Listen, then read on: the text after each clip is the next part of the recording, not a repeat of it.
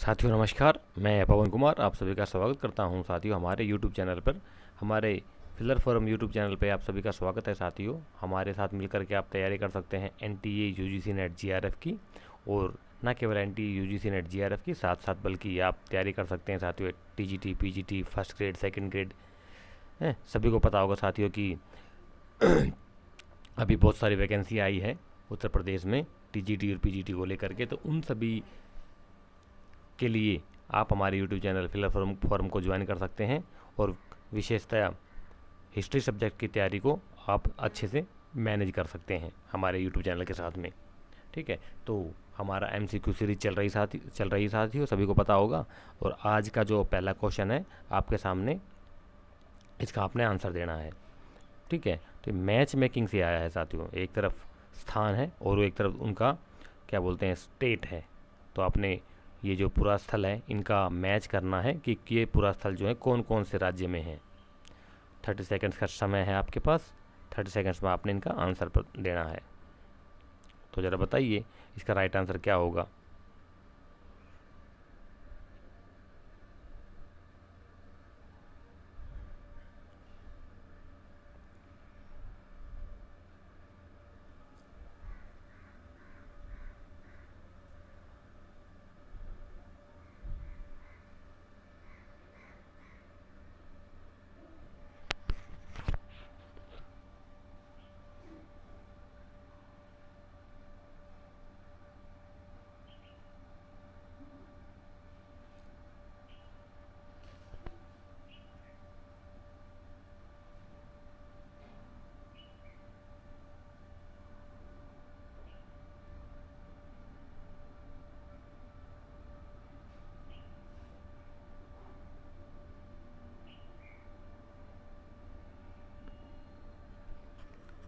तो सारे सभी ने आंसर दे दिया होगा।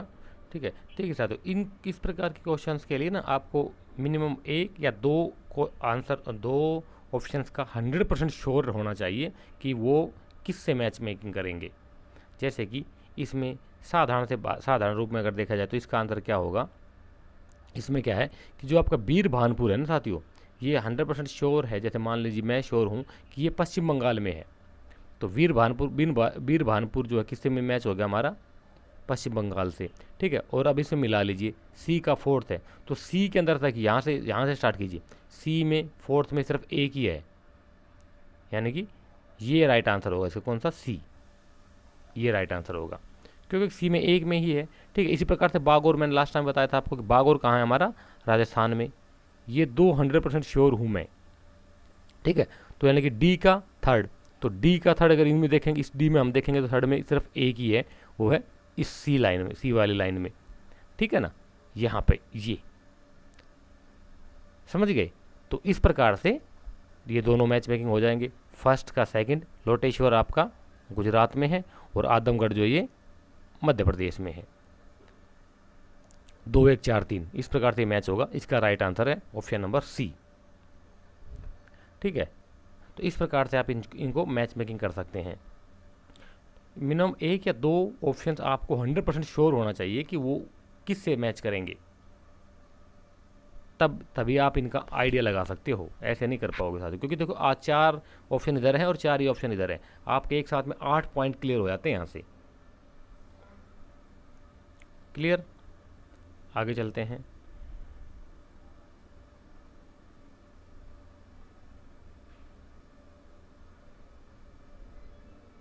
फिर से मैच मेकिंग का क्वेश्चन आपके सामने साथियों। क्या कहता है, एक तरफ ये नदियाँ दे रखी हैं और दूसरी तरफ दूसरे स्थान दे रखे हैं। तो इनसे स्थल, जो नदियों से स्थल का आपने मैच करना है कि कौन से जो स्थल हैं ये कौन से नदियों के किनारे पड़ते हैं। तो बताइए ज़रा राइट आंसर क्या होगा इसका।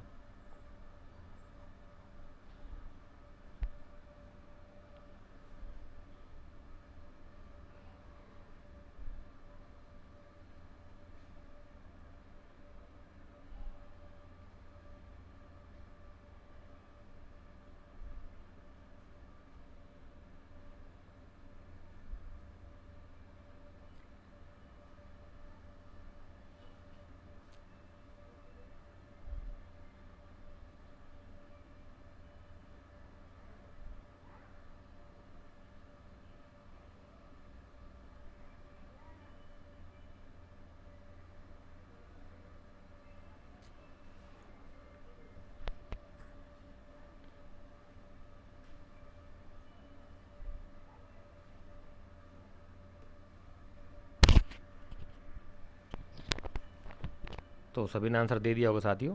तो देखिए अब इसमें क्या है साथियों कि मैच मेकिंग है वही, इसमें हम स्टार्टिंग से देखेंगे क्या कि ए जो है ना, ये बोलन जो है, ये बोलन जो है नदी का है, ये किससे संबंध रखता है, मेहरगढ़ से। एक सेकंड, बोलन जो है ये मेहरगढ़ से संबंध रखता है, ठीक है। तब ए का थर्ड, अब हमने इस लाइन में देखना कि ए का थर्ड कहाँ है, तो ए का थर्ड जो डी से मैच कर रहा है, ऑप्शन नंबर डी में थर्ड है ए का थर्ड जो है ऑप्शन, ठीक है। तो इसका आंसर राइट आंसर होगा डी, डी राइट आंसर होगा इसका, ठीक है। ए का थर्ड, बी का फोर्थ, काली सिंधु जो है वो कायथा से हो जाएगा आपका, सी का टू यानी कि गंगा जो है वो चेचर से, और आपका डी का फर्स्ट अजय जो है वो पांडुरजार धीबी, ये यहाँ मैच हो जाएगा। इस प्रकार से ये आपका सही सुमेलित हो जाएगा साथियों। इन क्वेश्चंस का क्या साथियों, आप साथ साथ स्क्रीनशॉट ले लिया करो ताकि आसानी रहे आपको, दोबारा फिर से रिवीजन करनी पड़ेगी आपको क्लास खत्म होने के बाद में, एक बार दोबारा रिवीजन कर लिया करो इन चीज़ों का आप, ताकि अच्छे से आपके दिमाग में बैठ जाए ये बातें। क्लियर, आगे चलते हैं। सिंपल क्वेश्चन है, क्या कहता है कि अश्व बलिदान प्रतिवेदित है। अश्व बलिदान बोले तो घोड़े की बलि दी जाती थी, किस स्थल पर हमें घोड़े की बलि देने के से संबंधित अवशेष प्राप्त हुए हैं, सूरकोटदा, लोथल से, नई कुंड से, या फिर रंगपुर से, बताइए जरा।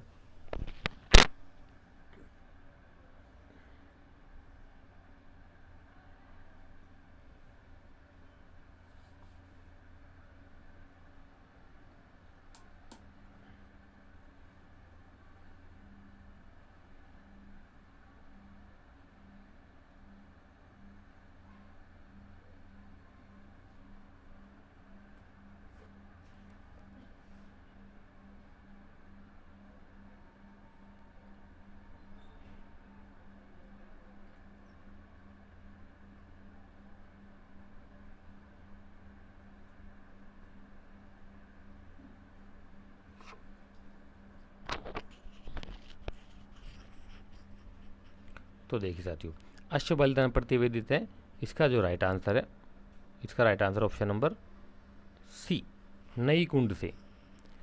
हालांकि सूरकोटदा से भी हमें घोड़े के अवशेष मिले हैं, ठीक है ना, कोटदा या कोटड़ा एक ही बात है, यहाँ से हमें मिले हैं अश्व के साक्ष्य मिले हैं, घोड़े की हड्डियों के साक्ष्य मिले हैं, लेकिन अश्व बलिदान पूछा यहाँ पे, वो मिला है नई कुंड से, दोनों में डिफरेंस है।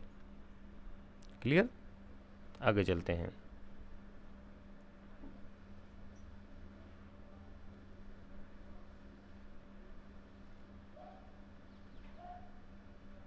मैच मेकिंग करना आपने, फिर दोबारा मैच मेकिंग का क्वेश्चन आ गया आपके सामने साथियों।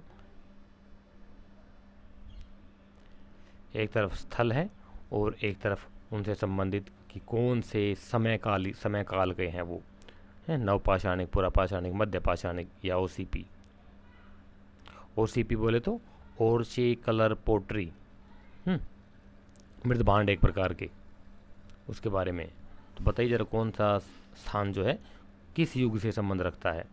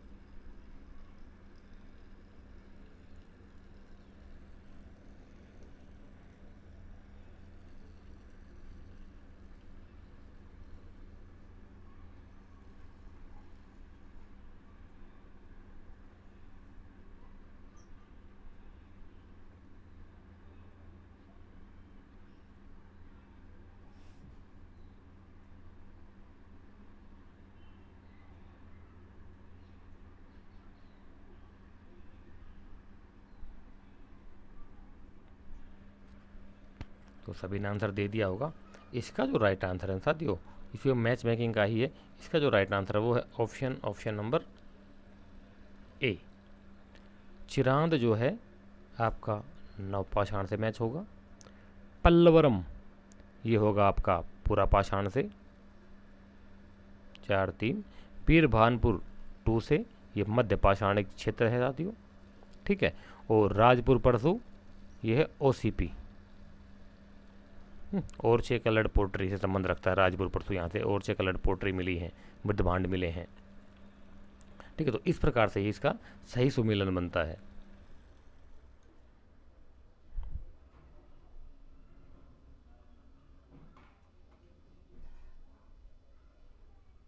आगे चलते हैं।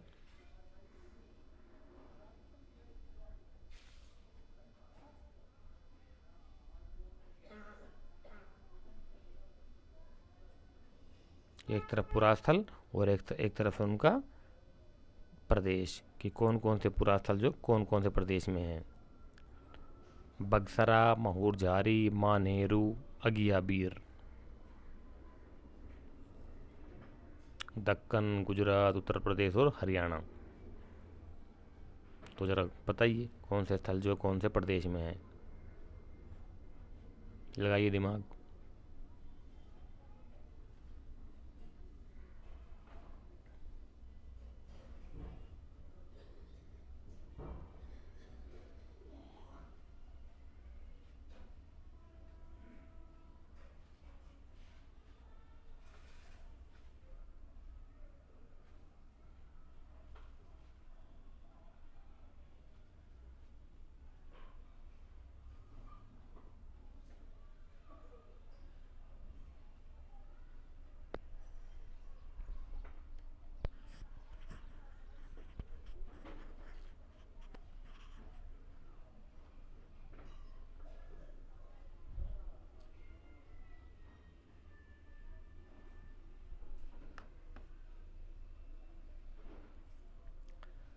तो साथियों सभी ने आंसर दे दिया होगा इसका। इसका जो राइट आंसर है वो है साथियों क्वेश्चन नंबर 21,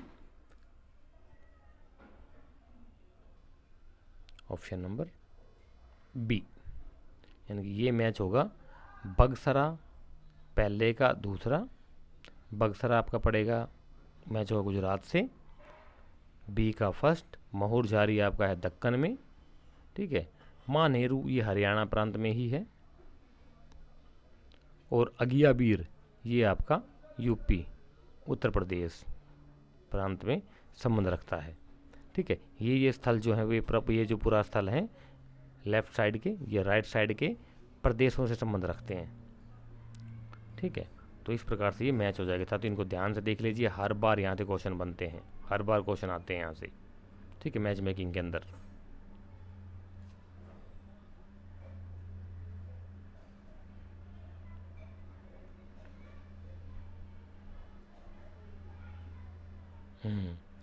क्वेश्चन नंबर 22 क्या कहता है कि निम्नलिखित में से किस ताम्रपाषाणिक स्थल से केवल तांबे के प्रयोग का साक्ष्य प्राप्त हुआ है किंतु प्रस्तर उपकरण प्राप्त नहीं हुए। क्या बात है, क्या पूछा है कि एक ताम्रपाषाणिक स्थल है। ताम्रपाषाणिक स्थल बोले तो जहाँ पर पत्थरों के साथ औजारों के साथ साथ तांबे के औजार भी पाए गए हैं, ठीक है ना। पहले पाषाण काल था, उसके बाद फिर ताम्र काल आया था। ताम्र पाषाणिक संस्कृति है, यानी कि मिला जुला ताम का पाषाणों का प्रयोग कम होना शुरू हो गया था और तांबे का प्रयोग शुरू हो गया था औजारों के रूप में, उपकरणों के रूप में, ठीक है। तो उस कालखंड को ताम्र पाषाणिक कहा गया। उसके बाद फिर कांस्य युगीन सभ्यताएं आई प्रकाश में हमारी।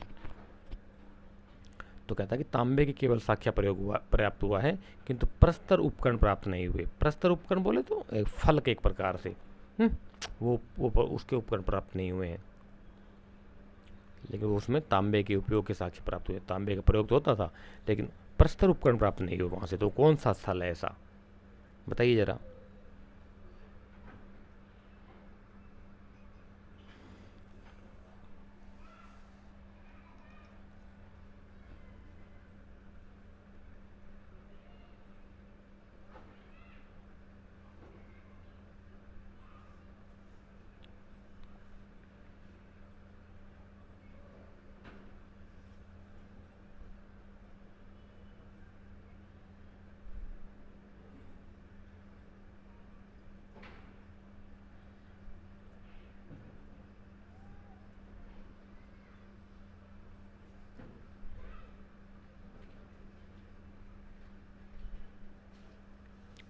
ये साथ ही इस खाली फैक्चुअल क्वेश्चन, इसमें आप कुछ कर नहीं सकते, इनका फैक्ट याद ही रखना पड़ेगा आपको। ठीक है, क्वेश्चन नंबर 22 का जो राइट आंसर है वो है option number B, Ahar. Ahar संस्कृति में साथियों केवल तांबे का प्रयोग मिला है, लेकिन प्रस्तर उपकरण प्राप्त नहीं हुए।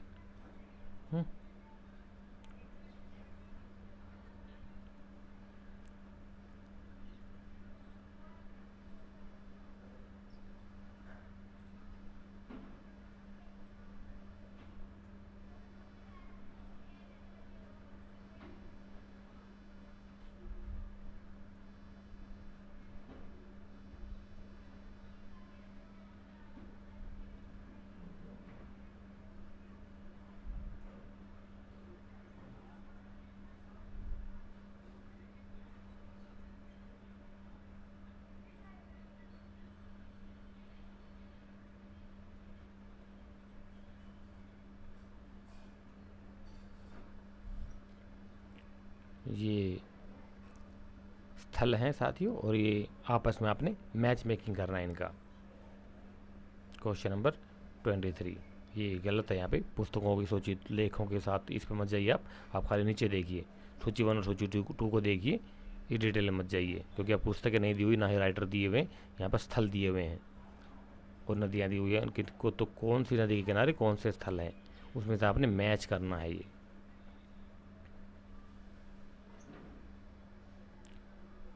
ये लीजिए, करिए ज़रा मैच, देखते हैं कितने लोग सफल हो पाते हैं इसमें। एक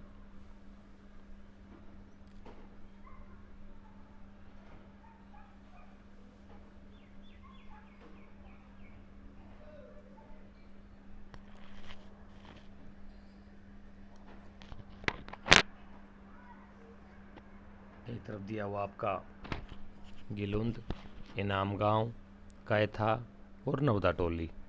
दूसरी तरफ है घोड़, छोटी काली सिंध या सिंधु भी मिलेगा कहीं कहीं आपको, ये नदी का नाम है, बनास या बनासकाठा और नर्मदा,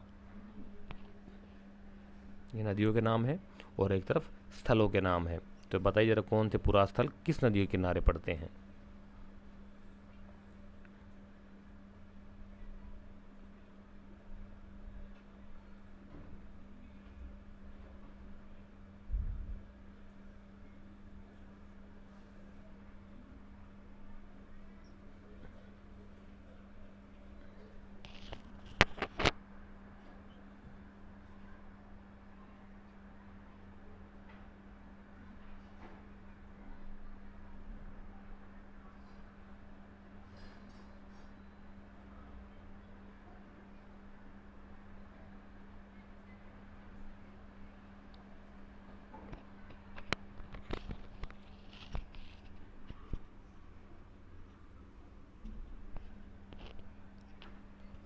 तो साथियों देखिए, क्वेश्चन नंबर 23 का जो है वो राइट आंसर वो है ऑप्शन नंबर बी।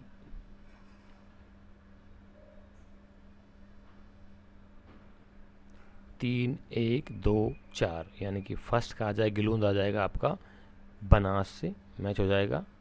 ठीक है, इनाम गांव आपका हो जाएगा घोड़ नदी किनारे, कायथा आपका होगा छोटी काली सिंध से मैच, और नवदा टोली जो है ये नर्मदा। इस प्रकार से ये मैच होंगे आपके। ठीक है, तो इनको आप अच्छे से देख लीजिए, इनका स्क्रीनशॉट ले सकते हैं या नोट डाउन कर सकते हैं नोटबुक में, ताकि आगे से आगे दोबारा इनको आज जब आप रिवीजन करें तो आपका अच्छे से माइंड में सेट हो जाए ये चीज़ें, क्योंकि यहाँ से आते क्वेश्चन बनते ही बनते हैं हर बार।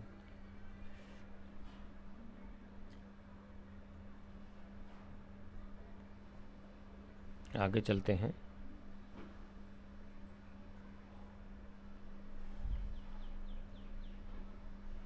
फिर से साथ एक ऑप्शन मैच मेकिंग के क्वेश्चन है, सारे लगभग मैच मेकिंग के क्वेश्चन आएंगे आज तो आपके, इसलिए मैच मेकिंग अच्छे से देख लीजिए आप। इमली डी, इधर है राप्ती नदी। ठीक है, तो ये थोड़ा सा, हाँ ठीक है, सही समझ में आ रहा है ना आपको। अब आपने इनका मैच करना है, एक तरफ पूरा स्थल है और एक तरफ उनसे संबंधित नदियां हैं। तो बताइए जरा कौन सा पूरा स्थल किस नदी के किनारे है।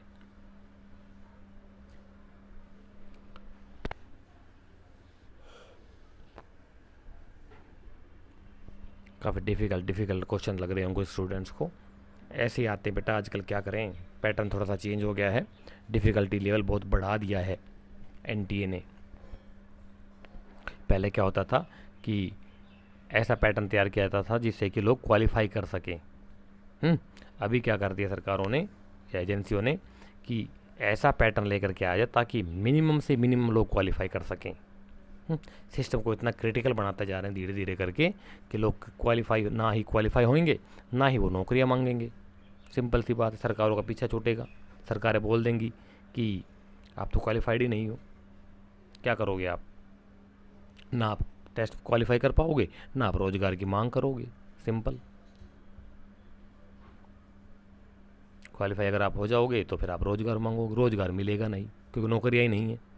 4 लाख खाली पड़े हुए पद कॉलेजों में, यूनिवर्सिटियों में, सबको पता है, लेकिन सरकारें वैकेंसियाँ कितनी लेकर के आती? 10% मुश्किल से नहीं है। हमारे यहाँ पर भी अभी तक कोई वैकेंसी नहीं है, कोई चांस नहीं है। कह रहे हैं कि होगी होगी, लेकिन अभी तक कोई नोटिफिकेशन नहीं आया है ऑफिशियल। देखो कब क्या हो, राम ही भला करेगा इस देश का, तो पता नहीं क्या होगा देश का। ऐसे ही आरामखोर नेता है और ऐसे ही इनकी ब्यूरोक्रेसी हो गई है।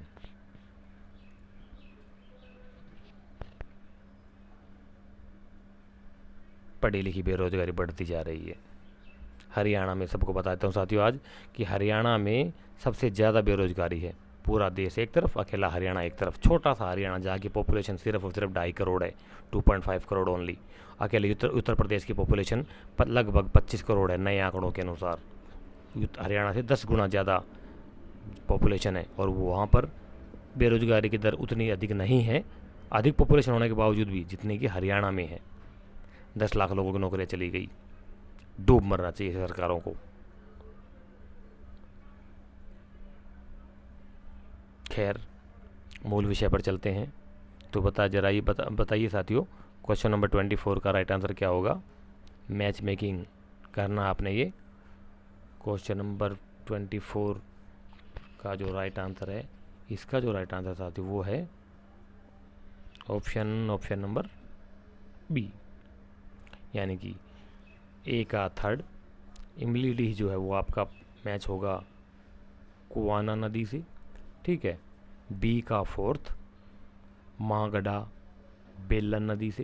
देख सकते बेलन और बोलन दो अलग अलग है, कन्फ्यूज मत होइए। यहाँ पर बेलन की बात कर रहे हैं हम, ठीक है। सी का फर्स्ट सोहगोरा जो है आपका, ये है राप्ती नदी से। और डी चेचर कुतुबपुर, इसका मैच होगा आपका सेकंड से, यानी कि गंगा नदी से। इस प्रकार से ये मैच होंगे, ठीक है। इन मैच मेकिंग वाले क्वेश्चंस का साथ ही आप स्क्रीनशॉट ले लिया और साथ साथ, ताकि इन फ्यूचर में आपका उसका रिकॉर्ड रहे, आप मैच मेकिंग कर सको। आप 2-3 बार रिवीजन करोगे हो जाएगा, ठीक है। एक बार में समझ में नहीं आती कोई भी चीज़ें, बार बार प्रैक्टिस करोगे तभी माइंड में आपके सेट होंगी चीज़ें। कहते हैं ना, practice makes a man be perfect. अभ्यास मनुष्य को महान बनाता है। तो जितना अभ्यास करोगे उस सफलता के चांस आपको उतने ज़्यादा होंगे।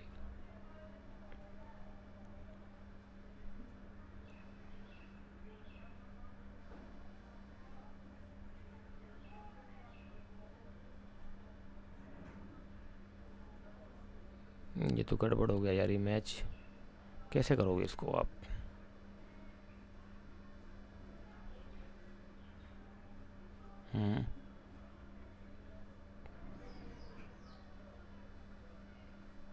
चलो, जी है आपके सामने, करिए मैच ज़रा। एक तरफ स्थल दे रखे हैं, ठीक है, और एक तरफ उनसे संबंधित व्यक्ति दे रखे हैं। तो आपने मैच करना है कि कौन कौन से पुरास्थलों की खुदाई कौन कौन से स्कॉलर्स ने की थी, कौन कौन से विद्वान उनसे संबंध रखते हैं उन स्थलों से। Question number 25।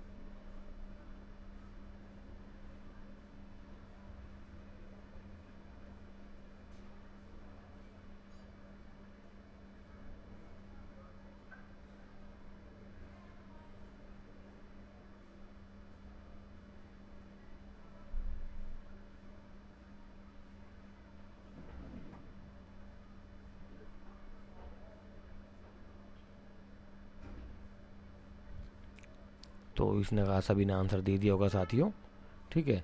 तो क्वेश्चन नंबर 25 का जो राइट आंसर है वो है ऑप्शन नंबर सी, यानी कि 4 1 2 3।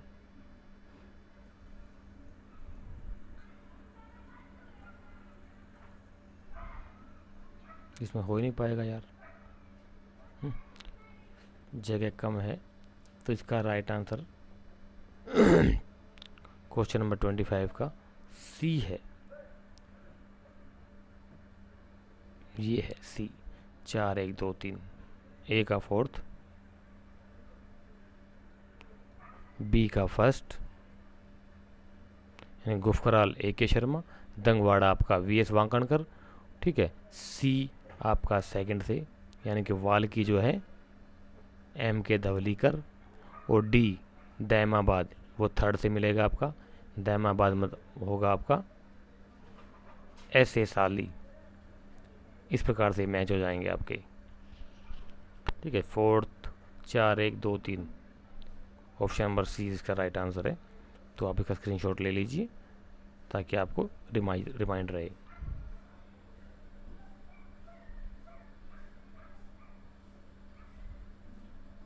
थोड़ा आगे चलते हैं, छोटा सा ये आज की क्लास को, ज़्यादा बड़ी है नहीं।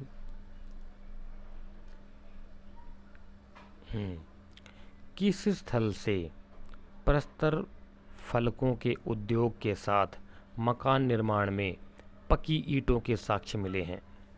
क्या बात है, कहता है कि किस स्थल से प्रस्तर फलकों के उद्योग के साथ मकान निर्माण में पकी ईंटों के साक्ष्य मिले हैं, यानी कि दो साक्ष्य मिले हैं। कौन कौन से? एक तो प्रस्तर फलकों के उद्योग, यानी कि पत्थरों के फलक, समझते हैं ना, फलकों का उद्योग होता था, मतलब वहाँ पर फैक्ट्री टाइप का मिला है, एक है कारखाना या फैक्ट्री कह सकते हैं आधुनिक संदर्भ में उसको। वहाँ से फलकों की, प्रस्तर फलकों की, पत्थरों के फलकों का बनाया जाता था। और मकान ने और साथ ही साथ वहाँ के मकानों के निर्माण में पकी हुई ईंटों के साक्ष्य मिले, यानी कि वहाँ के मकान जो बनाए जाते थे वो पक्की ईंटों से बनाए जाते थे। तो ऐसा कौन सा स्थल है उसकी पहचान करनी है आपने। दैमाबाद, इनाम गाँव, गिलोंद या फिर कैथा। तो ज़रा बताइए राइट आंसर क्या होगा साथियों इसका।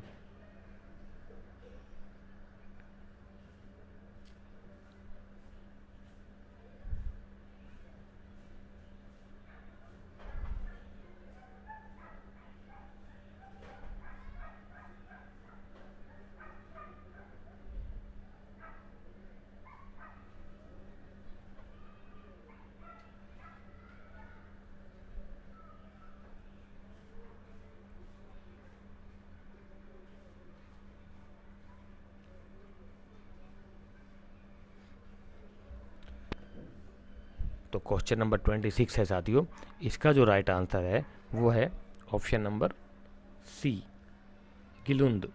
गिलुंद एक ऐसा स्थल है साथियों जहाँ से हमें प्रस्तर फलकों के उद्योग का साक्ष्य मिला है, और साथ ही साथ वहाँ के मकानों के निर्माण में पकी हुई ईंटों के साक्ष्य मिलते हैं, ठीक है। दो ऑप्शन पूछे यहाँ पर कि प्रस्तर फलकों का उद्योग और साथ ही साथ मकान निर्माण में पकी ईंटों के साक्ष्य, तो दोनों ही हमें एक साथ जो गिलुंद स्थान से मिलते हैं, गिलुंद जो पूरा स्थल है। क्लियर, आगे चलते हैं।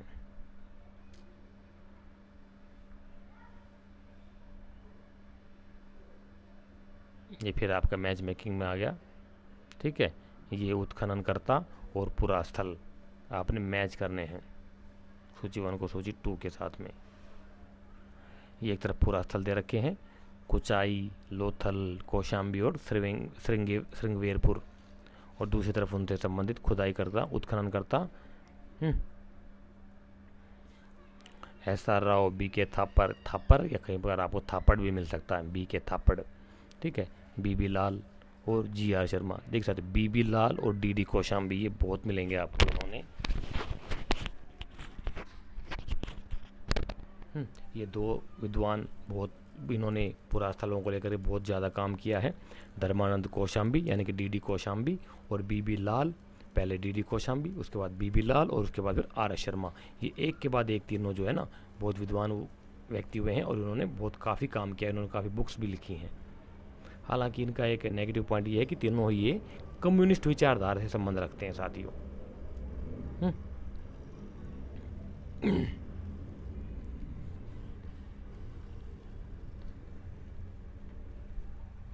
तो आपने इनका मैच मेकिंग करना, तो ज़रा बताइए साथियों मैच मेकिंग के माध्यम से कि कौन सा आंसर इसका राइट आंसर है।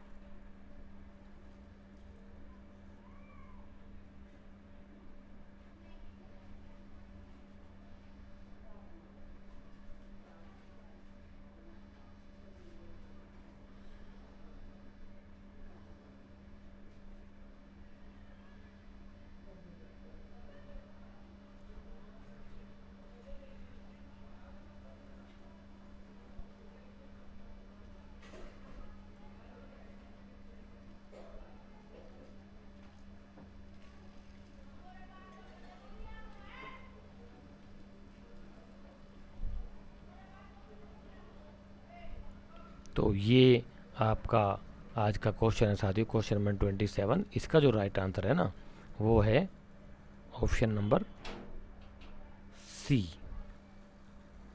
2143, यानी कि कुचाई का आपका फर्स्ट ए का सेकंड कुचाई जो है वो संबंध है आपका बी के थापड़ से, लोथल